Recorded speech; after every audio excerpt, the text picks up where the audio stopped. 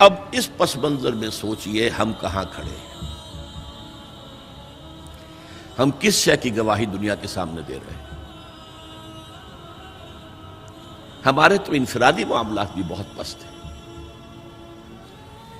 ہمارے تو معاملات آپس کے غلط ہیں، ہم تو جھوٹ اور دھوکہ اور فریب اور ملاوٹ اور خیانت اور غبن، اس میں تو ہم بہت ہائی مارکس جو ہیں سیکیور کر رہے ہیں۔ جارج برنارڈ شاہ نے کہا، میں جب قرآن پڑھتا ہوں تو محسوس کرتا ہوں کہ اس سے بہتر کتاب ممکن نہیں، اور جب مسلمانوں کو دیکھتا ہوں تو محسوس کرتا ہوں کہ ان سے زیادہ ذلیل قوم کوئی نہیں۔ یہ گواہی ہم دے رہے ہیں، یہ محمد کے ماننے والے یہ ہیں، یہ ہے امتی محمد کے، جو اپنے پاؤں پہ کھڑے نہیں ہو سکتے، جو اپنے معاملات مینیج نہیں کر سکتے، بیکاری،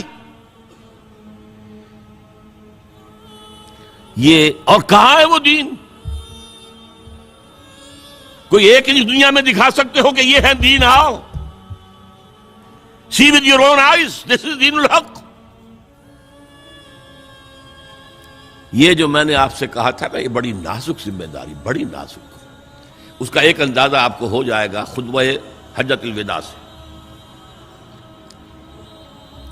حضور نے جو خطبہ دیا، اور وہ عظیم ترین خطبہ ہے تاریخ انسانی کا، آخر میں موٹی موٹی باتوں کو پھر دہرایا۔ دیکھو عورتوں کا خیال کرو، عورتوں کے حقوق ادا کرو، دیکھو غلاموں کے ساتھ نیک سلوک کرنا، جو بھی تھی۔ پھر آپ نے ایک سوال کیا، الا هل بلغت، لوگوں میں نے پہنچا دیا یا نہیں؟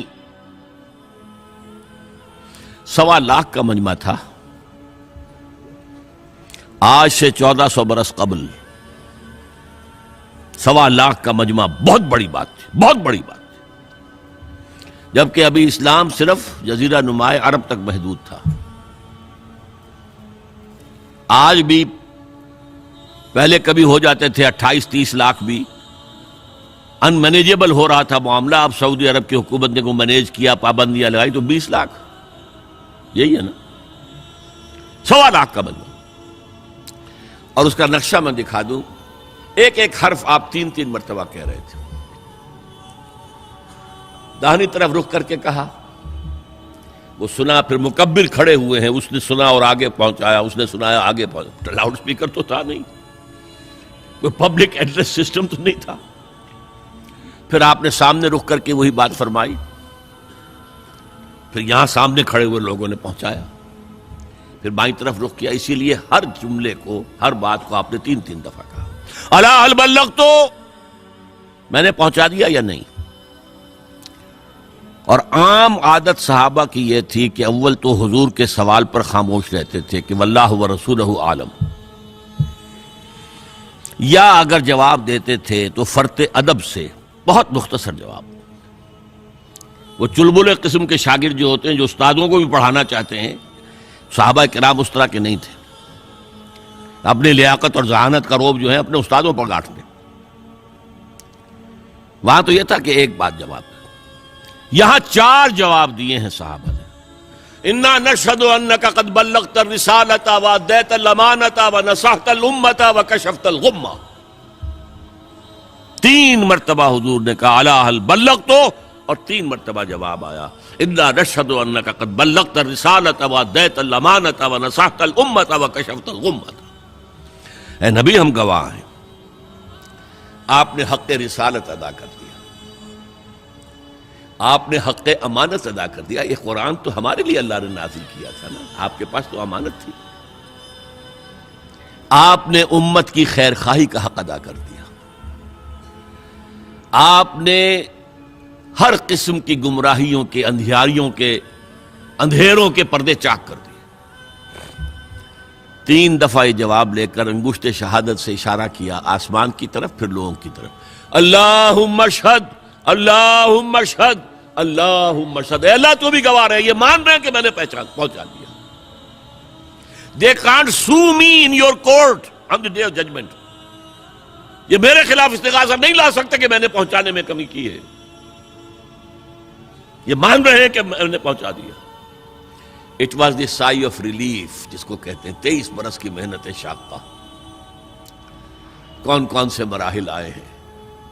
یوم طائف بھی آیا ہے، 3 سال کی شیب بنی ہاشم کی قید بھی ہے، معرکہ احد بھی ہے، احزاب بھی ہے، 70 مبلغین ذبح کیے گئے ہیں. کیا کیا نہیں دیکھا، کیا کیا نہیں جھیلا. لیکن پھر بات کیا ہوئی؟ اب آپ نے آخری بات اللہم اشہد اللہم اشہد اللہ، اور اس کے بعد فَلْيُبَلِّغِ الشَّاهِدُ الْغَائِبَ.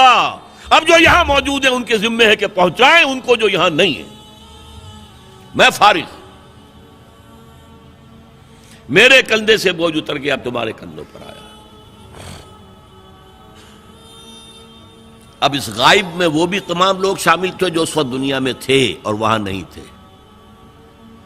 شاہد اور غائب کا لفظ آ گیا جہاں سے میں نے بات شروع کی تھی. شاہد اور غائب، شاہد موجود، فَلْيُبَلِّغِ الشَّاهِدُ الْغَائِبَ، اور غائب میں وہ بھی ہے جو قیامت تک آئیں گے. یہ ہے اس امت کا فرض منصبی، اور اگر آپ سمجھیں یہ ہے اس امت کا فریضہ رسالت.